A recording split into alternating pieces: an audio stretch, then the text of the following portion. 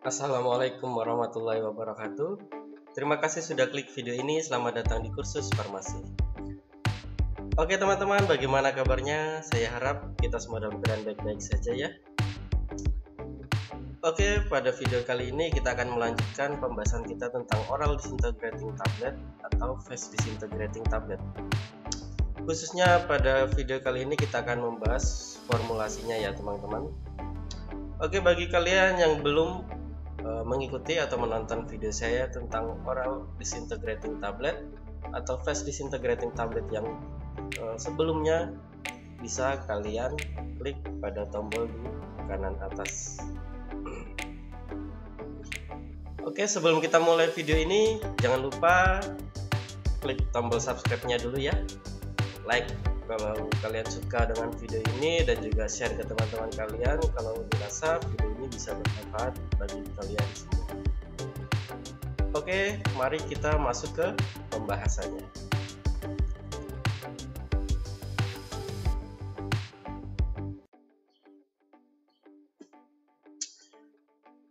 Ya, kemarin kita sudah pelajari ya pendahuluan, pengertian, lalu keuntungan, kerugian dari FDT atau ODT. Ya, pada kali ini saya ingin membahas formulasi FDT berdasarkan metode gempa langsung atau direct compression. Ya, kemarin di video sebelumnya kita sudah tahu ya, banyak ada beberapa metode dari pembuatan FDT. Tapi kenapa pada pembahasan saya ini saya lebih condong ke metode gempa langsung? Karena keuntungan metode gempa langsung banyak sekali ya teman-teman, terutama dari kemudahan dalam proses pembuatan, lalu juga memerlukan tenaga manusia yang cukup sedikit dibanding dengan metode yang lain, lalu juga merupakan metode yang paling cepat gitu ya. Selain itu, metode gempa langsung dibanding dengan metode lain, keuntungannya dalam pembuatan FDT ini waktu hancurnya cenderung lebih cepat dan mudah terdisolusi teman-teman. Kenapa seperti itu? Ya, karena kalau kita membuat suatu tablet dengan metode gempa langsung, setelah tablet itu kontak dengan cairan, kalau di sini FDT berarti ketika dia kontak dengan saliva, maka akan hancur menjadi partikel halus.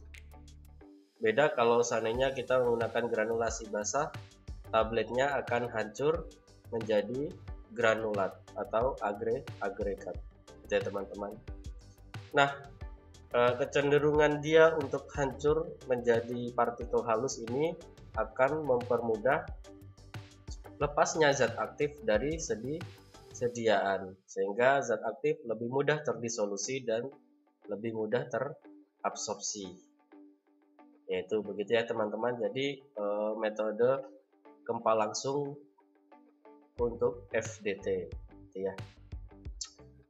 Ya, tetapi ada beberapa kelemahan dan juga persyaratan ya teman-teman untuk membuat FDT dengan metode gempa langsung. Ya, yang paling mendasar kita membutuhkan super disintegran dan juga Fowler binder. Apa itu? Kita bahas yang pertama adalah super disintegran. Mungkin kalian sudah pernah dengar ya, disintegrasi atau disintegran. Iya, kalau disintegran adalah bahan penghancur tablet, sedangkan disintegrasi adalah proses hancurnya tablet.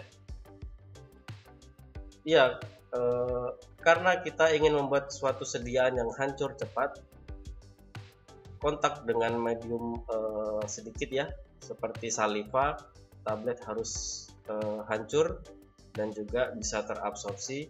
Makanya kita butuh bahan penghancur yang jauh lebih kuat untuk daya hancurnya. Nah, bahan tersebut kita namakan super disintegran gitu ya.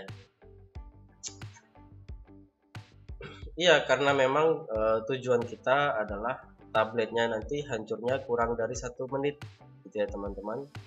Makanya waktu hancur ini sangat diperhatikan dalam pembuatan fast disintegrating tablet.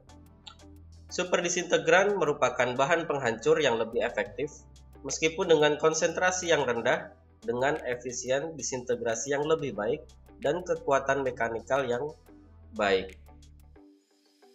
Iya, dia dengan konsentrasi yang sedikit saja dalam formula sudah bisa memberikan dampak atau daya hancur yang besar. Selain itu juga harus memiliki kekuatan mekanikal yang baik. Nah, nanti kekuatan mekanikal yang baik itu akan berdampak pada meningkatnya kompresibilitas, kompaktibilitas, dan tidak memiliki dampak yang negatif terhadap kekuatan mekanik pada saat tablet dikempa. Jadi ketika tablet dikempa atau dicetak, tabletnya nanti hasilnya bisa keras, tidak rapuh, tetapi ketika kontak dengan saliva, dengan medium, maka dia akan mengeluarkan daya penghancurnya, gitu ya teman-teman. Ya, mungkin kalau kita menggunakan disintegran biasa ya, kita akan membutuhkan konsentrasi yang cukup besar untuk mendapatkan waktu hancur yang cepat, kurang dari 1 menit. Ya, tetapi kalau menggunakan disintegran yang besar tentunya nanti akan mempengaruhi kerapuhan tablet ya teman-teman. Maka itu kita menggunakan super disintegran.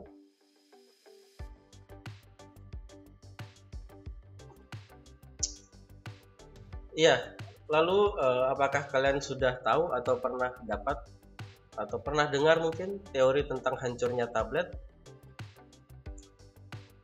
Oke, kalau yang belum, mari kita bahas bersama-sama dulu ya, agar kedepannya lebih jelas nanti ya tentang super disintegran teman-teman.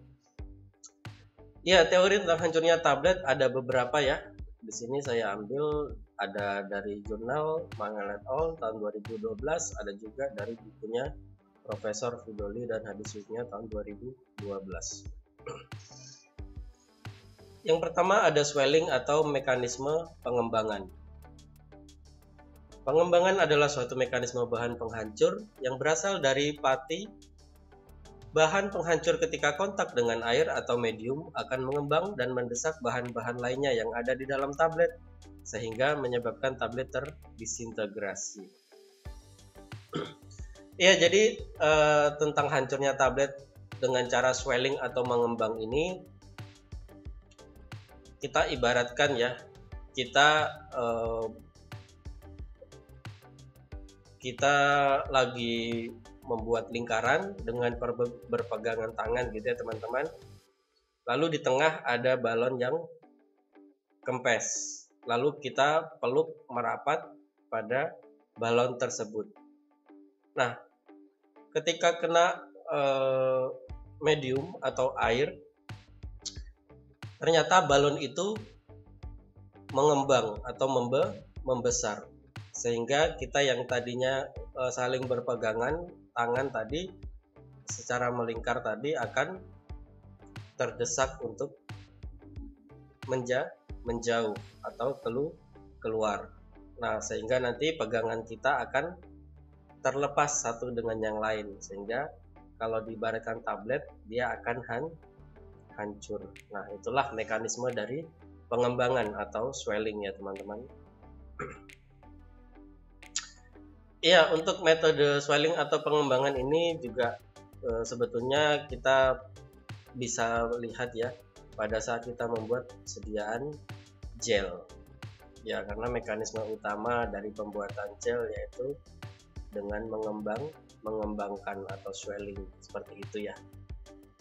Ya, jadi nanti tabletnya kena atau kontak dengan medium, dengan air, dengan saliva, dia akan mengembang terlebih dahulu, membesar lalu hancur.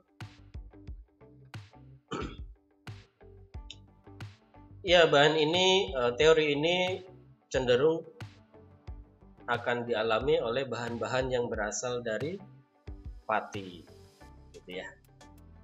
Lalu yang kedua ada porositas dan gaya kapiler. Efektivitas bahan penghancur yang tidak dapat mengembang diyakini berlangsung melalui aksi porositas dan kapiler.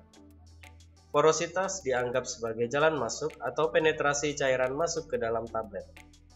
Partikel-partikel bahan penghancur yang umumnya memiliki sifat kohesivitas dan kompresibilitas rendah dapat meningkatkan porositas dan menyediakan jalan penetrasi cairan ke dalam tablet.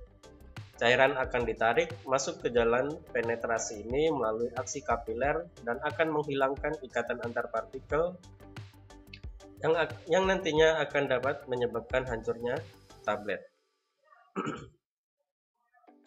Ya, itu jadi mekanisme porositas dan juga gaya kapiler gitu ya teman-teman.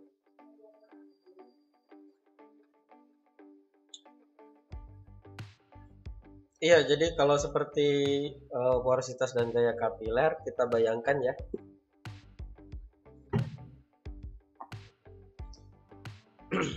Kita bayangkan tablet kita ketika kita cetak, lalu di tablet itu kita perbesar dengan mikroskop, ternyata tabletnya banyak porositasnya atau lubang-lubang. Nah, itulah yang kita jadikan sebagai pipa kapiler atau gaya kapiler nanti ya.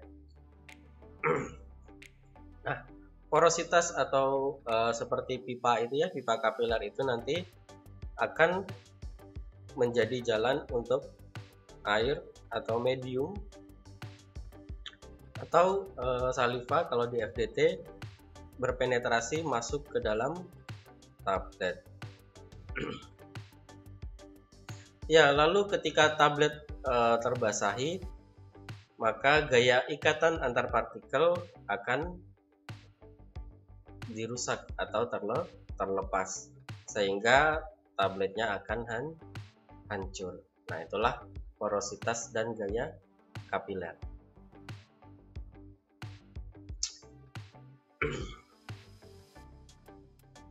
Lalu selanjutnya ada deformasi atau perubahan bentuk. Bahan penghancur umumnya mengalami perubahan bentuk yang diakibatkan oleh proses pengempaan atau pencetakan. Bentuk ini dapat bertahan lama sampai dengan tablet kontak dengan medium atau air dan menyebabkan bahan tersebut berubah bentuk dan menyebabkan tablet terdisintegrasi. Yaitu saya ambil dari sumber Kundu dan Sahu, jurnal tahun 2008. Ya, jadi deformasi ini adalah kemampuan suatu bahan di mana dia bisa berubah bentuk, teman-teman. Jadi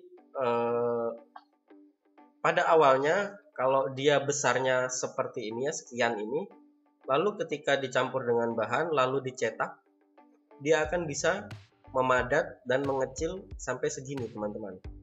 Tetapi ketika dia kontak dengan medium, dengan saliva, dia akan kembali ke bentuk yang semula. Jadi membesar sama seperti balon yang di tengah-tengah tadi, sehingga akan mendorong semua bahan untuk keluar sehingga tabletnya pecah. Nah, itulah deformasi. Ya, lalu yang selanjutnya atau yang terakhir ini ada partikel terdisintegrasi atau gaya tolak antar partikel. Teori ini terutama adalah untuk bahan penghancur yang tidak dapat mengembang. Lalu Guyot dan Herman menjelaskan teori tentang gaya tolak antar partikel ini berdasarkan observasi bahwa partikel bahan penghancur yang tidak dapat mengembang juga dapat menyebabkan hancurnya tablet. Lalu kekuatan tolak menolak antar partikel merupakan mekanisme hancurnya tablet, dan untuk ini diperlukan medium atau air.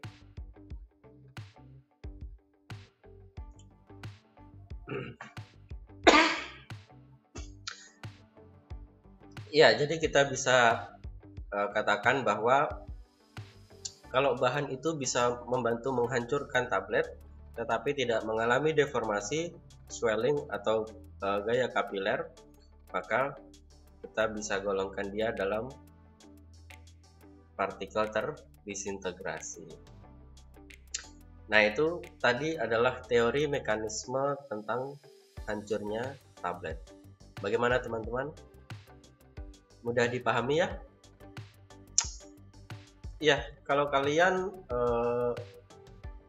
masih kurang paham atau mungkin ada yang mau ditanyakan, bisa langsung komen pada kolom komentar ya teman-teman. Insya Allah kalau bisa pasti saya jawab gitu ya. Kalau tidak bisa ya saya pelajari dulu untuk mencari jawabannya ya. Oke, sampai sini sudah mengerti ya? Sudah dipahami? Atau mungkin sudah bosan atau sudah pusing?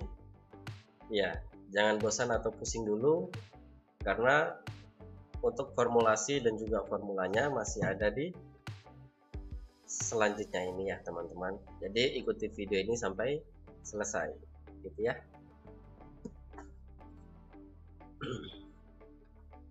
Nah, ini ada beberapa contoh super disintegran. Ya, ini saya ambil dari salah satu review jurnal ya. Di situ ada Colidon, ada yang Colidon CL mereknya, ada yang Colidon CLF, CLSF, CLM, lalu ada Polyplasdon, Polyplasdon XL, lalu ada Acedisol dan Primogel. Mungkin dari kalian ada yang sudah pernah mendengar ini atau mungkin pernah menggunakan bahan ini. Ya, kalau belum kita bahas beberapa saja ya. Oke, jadi dari formulasi kita di sini kita ingin membuat FDT dengan metode gempa langsung, kita sudah mendapatkan super disintegran. Contohnya bisa menggunakan Acedisol atau Colidon CL. Ya, ini salah satu contoh ya teman-teman. Kalian bisa gunakan salah satunya atau mungkin kombinasi dari keduanya juga boleh ya. Oke, kedua bahan super disintegran ini kita akan bahas bersama-sama ya.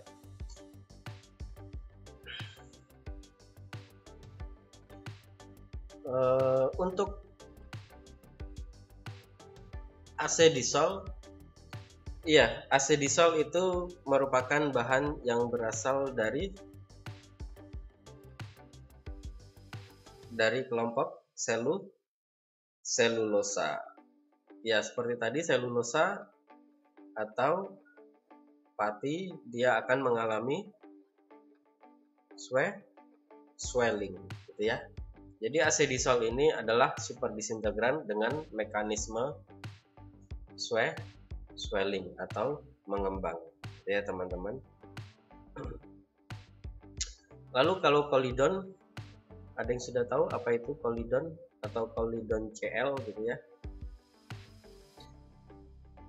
Ya, Colidon CL itu merupakan kelompok dari, ya kalau kalian pernah menggunakan bahan pengikat ya, ada polyvinyl pyrrolidon atau povidon. Nah, ini adalah kebalikannya atau cross linked povidon, atau kita biasa sebutnya bahannya namanya cross povidon. Nah, Colidon CL ini adalah nama merek dagang dari cross povidon gitu ya teman-teman. Ya, dia bisa mengembang tapi sangat sedikit, sangat kecil, dan mekanismenya itu dia akan membuat tablet berporos atau gaya kapiler tadi. Jadi cenderung untuk mekanisme hancur tablet dari porositas dan gaya kapiler gitu ya teman-teman. Dan Colidon CL ini cenderung dia tidak larut di air.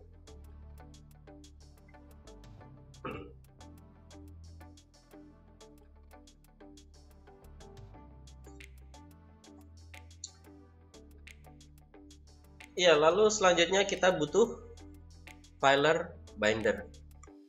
Apa itu filer binder? Filer binder adalah bahan pengisi yang dapat digunakan untuk metode gempa langsung. Ya, dari kata filernya adalah pengisi gitu ya. Kalau firebender adalah bahan pengisi yang sekaligus memiliki kemampuan untuk meningkatkan daya alir dan kompaktibilitas massa tablet. Ya, jadi firebender adalah pengisi sekaligus pengikat, teman-teman. Ya, persyaratan suatu material dapat berfungsi sebagai firebender adalah mempunyai fluiditas dan kompaktibilitas yang baik.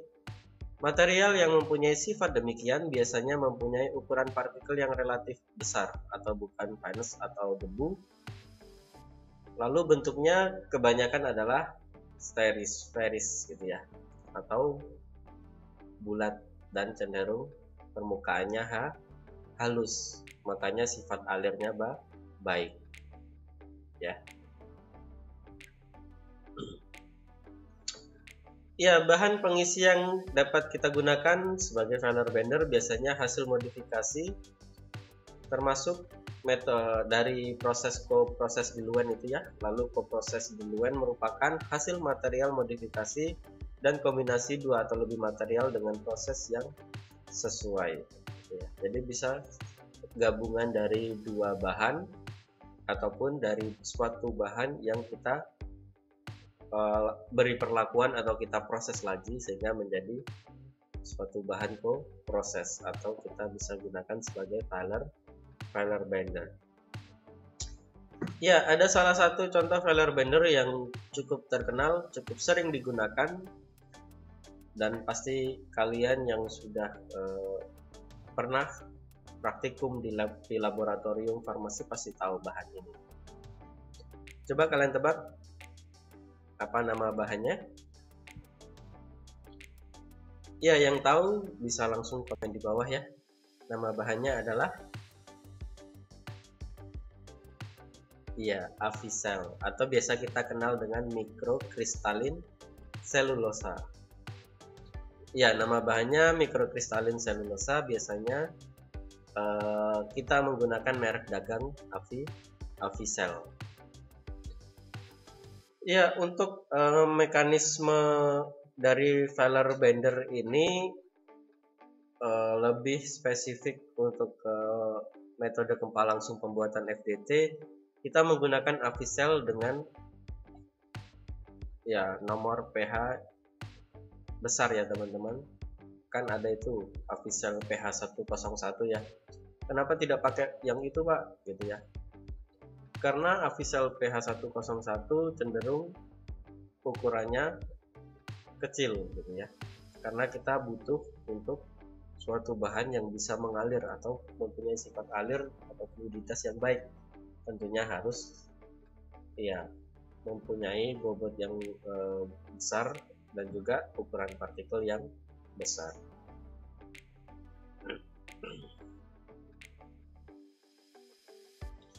Ya, lalu untuk Avicel ini selain pH 101 dan pH 102 ya teman-teman, ada juga beberapa dari mikrokristalin selulosa ini yang dijual di pasaran. Contohnya ada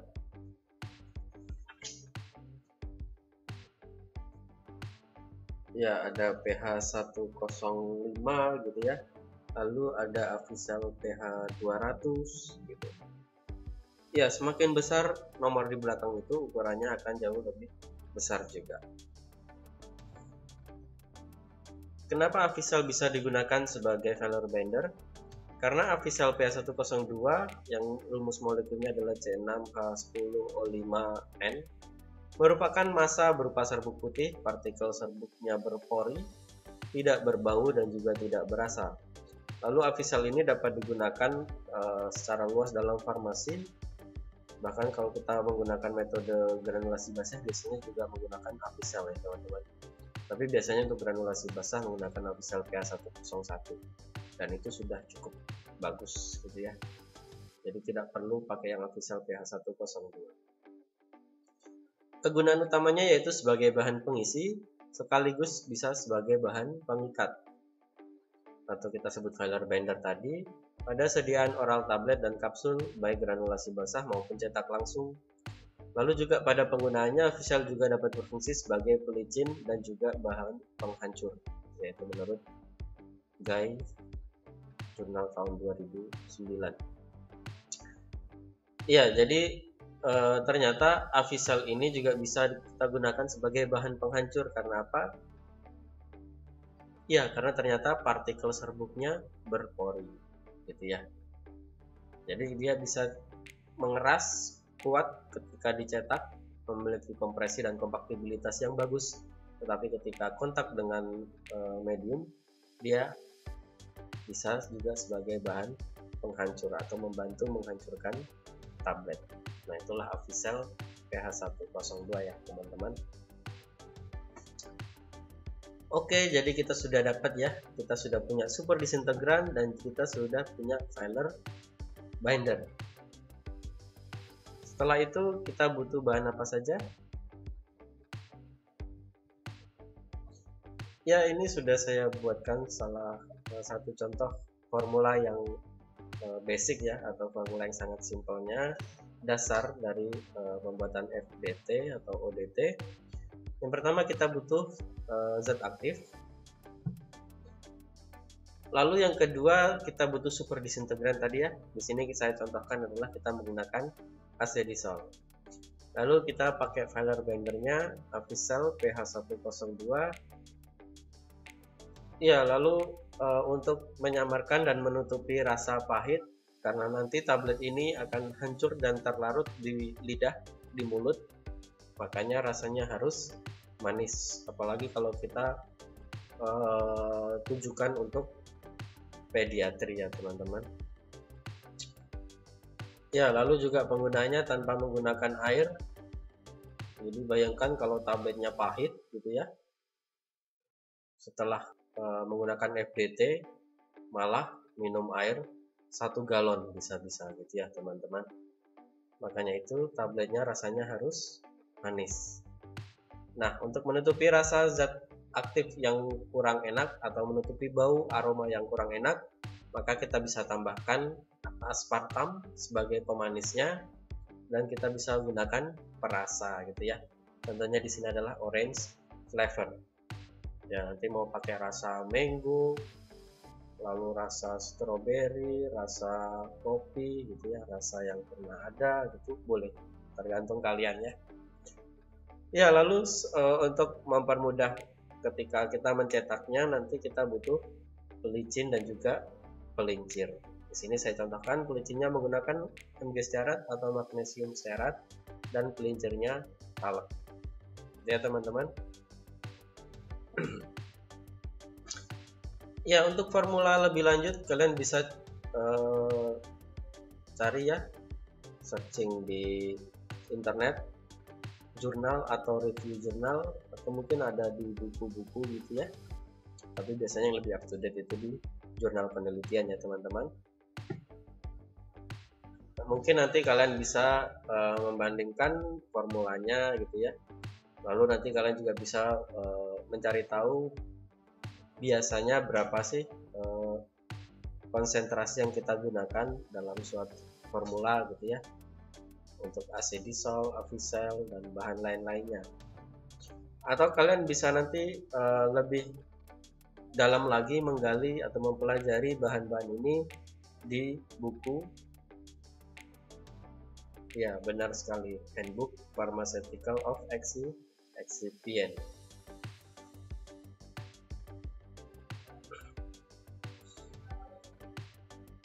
Ya, ini contoh ada beberapa tablet metode FDT atau ODT dengan beberapa metode pembuatan ya, dengan teknologi pembuatannya gitu ya, yang sudah beredar di pasaran. Ya, contohnya kalau zat aktif piroxicam ada produk dari Pfizer namanya Velden FM gitu ya. Tujuannya aplikasinya untuk analgesik dan anti-inflamasi gitu ya. Ya, FM itu mungkin kita bisa tebak adalah kepanjangan dari fast melt gitu ya. Ya, lalu ada Torox MT, ada Nimulit MD, Comidon MD, itu zat aktifnya adalah domperidon, punyanya Allcare Lab ya. Iya, kalau MD mungkin kita bisa prediksi adalah, kita tebak adalah mouth disintegration gitu ya. Ya, lalu ada ondansetron juga, mereknya namanya Zoker MD dari Sun Pharma.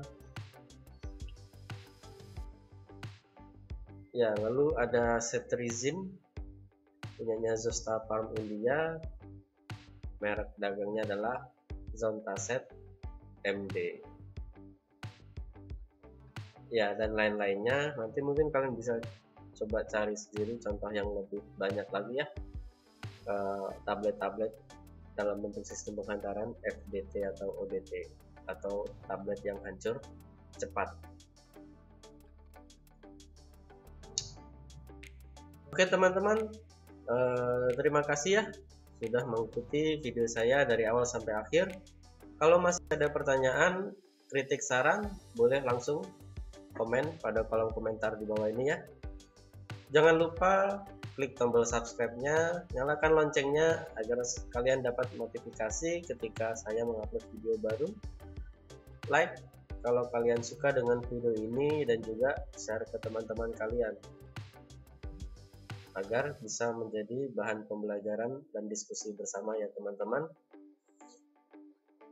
Iya, tentunya di sini saya cuma memberi gambaran secara umumnya saja ya. Nanti kalau kalian mungkin berminat melakukan penelitian atau skripsi, bisa kalian pelajari lagi jauh lebih dalam dengan studi literatur, mungkin dari jurnal atau sumber yang lain ya teman-teman. Oke, video ini semoga bermanfaat bagi kalian. Mohon maaf kalau ada salah kata. Sampai ketemu di video selanjutnya. Assalamualaikum warahmatullahi wabarakatuh.